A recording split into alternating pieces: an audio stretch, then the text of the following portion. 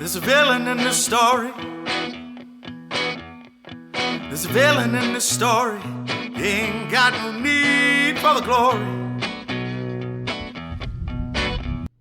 Track 4. School Daze. My 4th grade teacher's name was Miss Kukinen. It's not hard to say if you don't think about how to spell it, but writing it was a bitch, so she let us call her Miss Katie. Miss Katie assigned us the task of drafting a suspenseful story. It could be about anything we wanted, but we just had to keep the audience guessing. I still remember the feeling of that light bulb inside of my brain receiving electricity for the first time. Even with such a broad and vague assignment, I saw damn near the entire story flash before my eye in an instant. Yes! That's freaking it! Thought 10-year-old JT at the moment of his first epiphany. My story was about a robot that came to life at night inside KB Toy Store. Maybe it was Toys R Us. It would have made more sense that the latter had its own overnight security guard, but it would have made even more sense for me to be at KB Toys because it was inside the mall, and we wouldn't have made a special trip to the toy store just to window shop. It doesn't matter.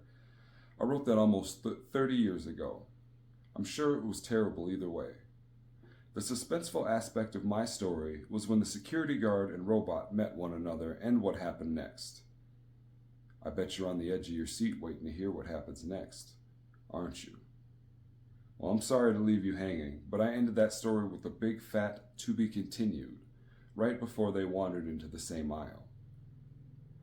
We were supposed to hand our assignments into the completed basket when we were finished and sit quietly until the next segment of class.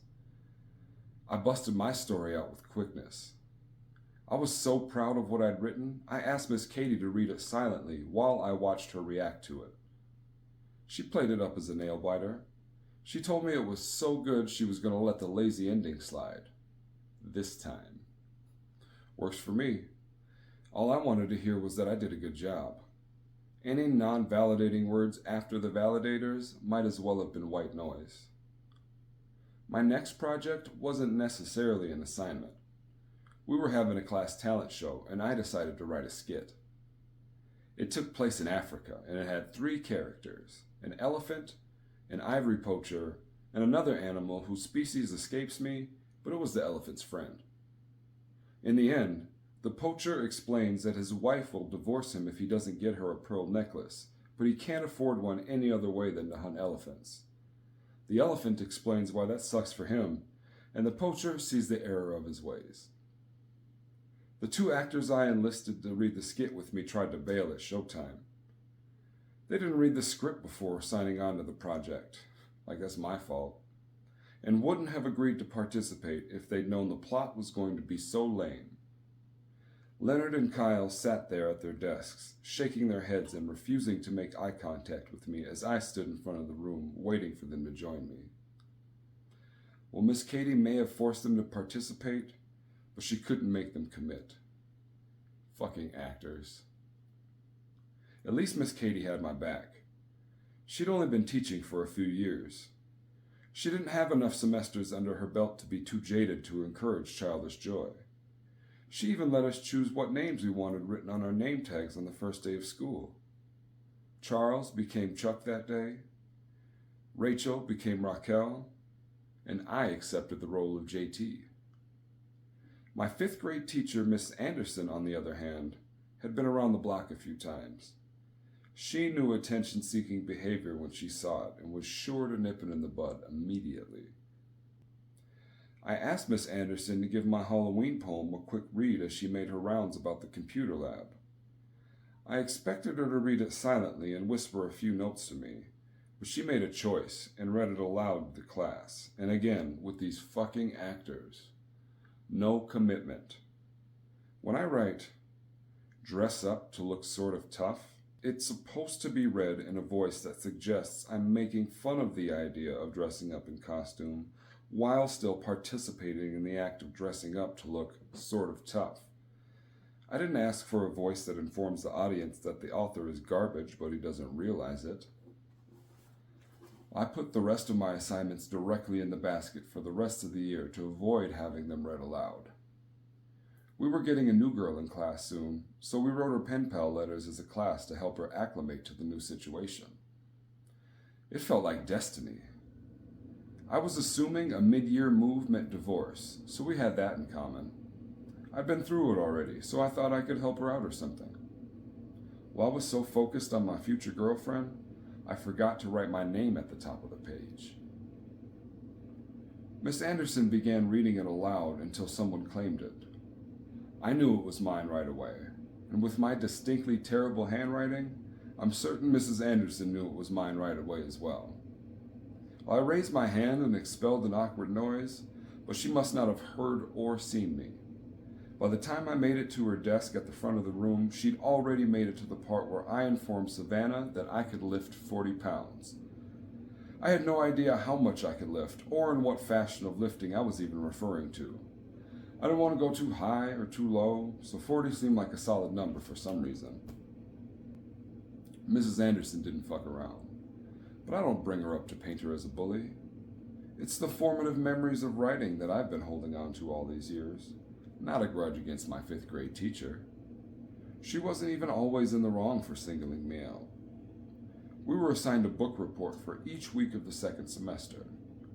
I liked reading, but I lost interest in the whole song and dance after I was told that I couldn't turn in a report on where the sidewalk ends or a light in the attic more than once, despite there being multiple poems inside each book. Well, I stopped doing book reports and kept checking out the works of Shel Silverstein. Mrs. Anderson didn't mention a thing until the end of the year. I'd written a report for the book Bunnicula about a vampire bunny rabbit that we read aloud in class. However, I was about a dozen book reports down. I'm not sure what I thought would happen at the end of the year, but I figured because I hadn't gotten in trouble yet, everything was cool. Mrs. Anderson confronted me about my missing book reports in front of the class. I told her I'd simply forgotten to hand them in for 12 weeks straight, but I assured her they were all of top quality and completed. She went along with my bluff, not expecting my grandma to be waiting in the wings to rescue me. I came home from school that day defeated and sure I was going to fail the 5th grade. The task was too daunting. Even with my grandma by my side, I just didn't care. Lona did. After I went to bed, she stayed up all night reading 5th grade novels and writing reports that looked and sounded something like I would have done myself. She forged my handwriting and dumbed down her vocabulary to match mine as best she could. Mrs. Anderson already knew I was bullshit. At least she pulled me in the hallway to tell me so this time. We'll see you for some happy thoughts in track 5.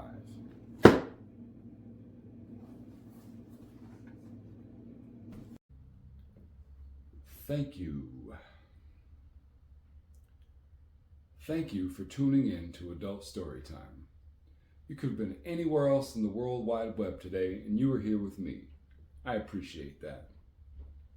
If you enjoyed today's installment of Adult Storytime, head over to adultstorytime.net to listen to the rest of this episode, along with the rest of the first season of How to Write a Novel in 5 Years, A Hero's Journey.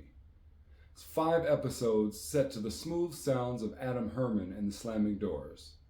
And while you're there, check out the fictional audio series, Pete and Gwendolyn Grew Up. Another 5 episodes still set to the smooth sounds of the Slamming Doors. Now before you click over to adultstorytime.net, don't forget to feed that almighty algorithm with a like, follow, subscribe, and smash that old notification button so you know when I'm coming at you. Namaste. There's a villain in the story. There's a villain in the story. There's a villain in the story. He ain't got no need for the glory.